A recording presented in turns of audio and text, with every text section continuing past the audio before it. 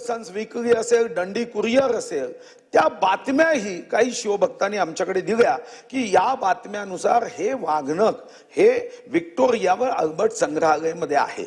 आम्ही जेव्हा त्यांना मागणी केली तेव्हा त्यांनी असं कधीही म्हटलं नाही की हे वाघनख आमच्याकडे जे आहे याच्याबद्दल त्यांनी असं म्हटलंच नाही. आपलं पत्र स्पष्ट आहे, पत्र लेखी स्वरूपामध्ये गेली आहे आणि हा पत्र व्यवहार आणि हे सर्व बघितल्यानंतर त्यांनी पहिल्यांदा 1 वर्षासाठी हे वाघनख दर्शनासाठी देऊ असं सांगितलं.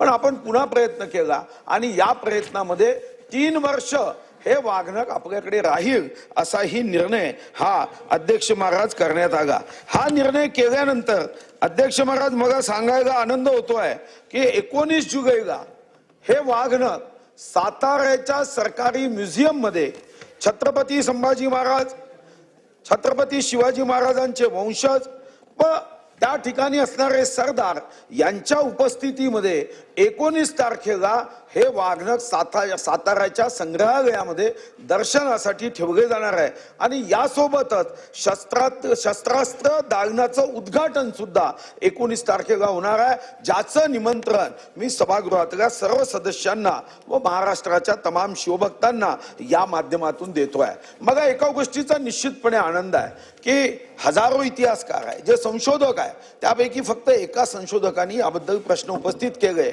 आणि मला याचा आनंदही आहे की या संवेदनशील विषयामध्ये विरोधी पक्षाच्या 99% नेत्यांनी काहीही प्रतिक्रिया न देता समजून घेण्याचा प्रयत्न केला. मी विरोधी पक्षाचंही आणि तमाम शिवभक्तांचं निश्चितपणे अभिनंदन करेन. पण यासोबत काही शंका अध्यक्ष महाराज ज्या उपस्थित केल्या गेल्या त्याचंही निराकरण करणं गरजेचं आहे, कारण विषय छत्रपती शिवाजी महाराजांचा आहे. एक शंका कारण नसताना उपस्थित केल्या गेली की वाघनख आणण्यासाठी भाडं दिलं जाणार आहे. मी आपल्या माध्यमातून तमाम शिवभक्तांना आश्वस्त करतोय की एक नवीन पैशाचा भाडं हे कधीही दिल्या गेलं नाही आणि कोणीही मागितलं नाही आणि 1 रुपयाचं भाडं दिलं जाणार नाही. मग दुसरा प्रश्न अध्यक्ष महाराज उपस्थित केला की हे आणण्यासाठी करोडो रुपये खर्च झाला. अध्यक्ष महाराज, हे आणण्यासाठी कोणतेही करोडो रुपये खर्च झाला नाही. आपल्या एका दिवसाच्या अधिवेशनाचा जेवढा खर्च आहे त्याच्याही पेक्षा कमी खर्च म्हणजे एकूण फक्त जाणे येणे करार करणे याच्यासाठी फक्त 14,08,000 रुपयाचा खर्च झाला. म्हणून हाही गैरसमज हा दूर करण्याची आवश्यकता आहे. मग तिसरा मुद्दा कारण नसताना आणण्यात आला की वाघनख ठेवण्यासाठी 7 कोटी रुपये खर्च केला जातोय. हेही अर्ध सत्य नाही तर पूर्ण असत्य आहे, कारण यासाठी कोणताही खर्च केलेला नाही. या वाघनखासोबत आपण छत्रपती शिवाजी महाराजांच्या इतर सर्व शस्त्रांचा या निमित्ताने जे प्रदर्शन करतोय 4 ठिकाणी त्याची डागडुजी, त्या म्युझियमचं नूतनीकरण यासाठी हा खर्च केला गेला, हा वाघनखासाठी केलेला नाही. एक प्रश्न उपस्थित केला गेला की 350वा वर्षच नव्हतं. मला माहित नाही अध्यक्ष महाराज, मी 7-8 लोक लावून हे पुन्हा एकदा नव्हे 10 मोजून घेतलं की शंका असता कामा नये. पण अध्यक्ष महाराज 2 जून आणि 6 जून मागची जी होती 2023 तो 350वा राज्याभिषेक होता आणि आता जो आपण साजरा केला तो 351वा होता.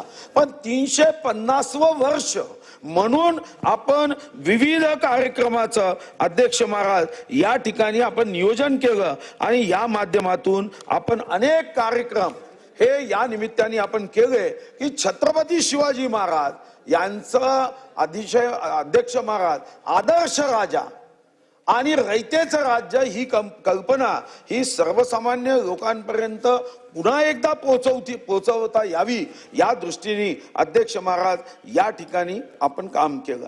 एक अध्यक्ष महाराज शंका केली की मग अनेक वाघनख आहे, पण 1875 मध्ये ही जी बॉक्स तयार केली गेली आहे ती इतर कोणत्याही वाघनखाच्या संदर्भामध्ये नाही आणि म्हणून हा प्रश्न ही गैर आहे आणि कोणीही इतर वाघनखाबद्दल हा दावा केला नाही की हे छत्रपती शिवाजी महाराजांनी वापरलेली वाघनख आहे. खरं तर वेळेच्या अभावी आज व्यस्ततेचा दिवस असल्याने मी पूर्ण टिप्पणी करू शकणार नाही, पण राज्याभिषेकाच्या संदर्भातली एक छोटी पुस्तिका ही लवकरच तयार करून निश्चितपणे सर्व सदस्यांना दिली जाईल, कारण अध्यक्ष महाराज हा संवेदनशील विषय आहे आणि एखाद्याच्या मनात कोणतीही शंका उपस्थित झाली तर प्रत्यक्ष भेटून त्यांनी ठीक आहे. शंका निरसन करा.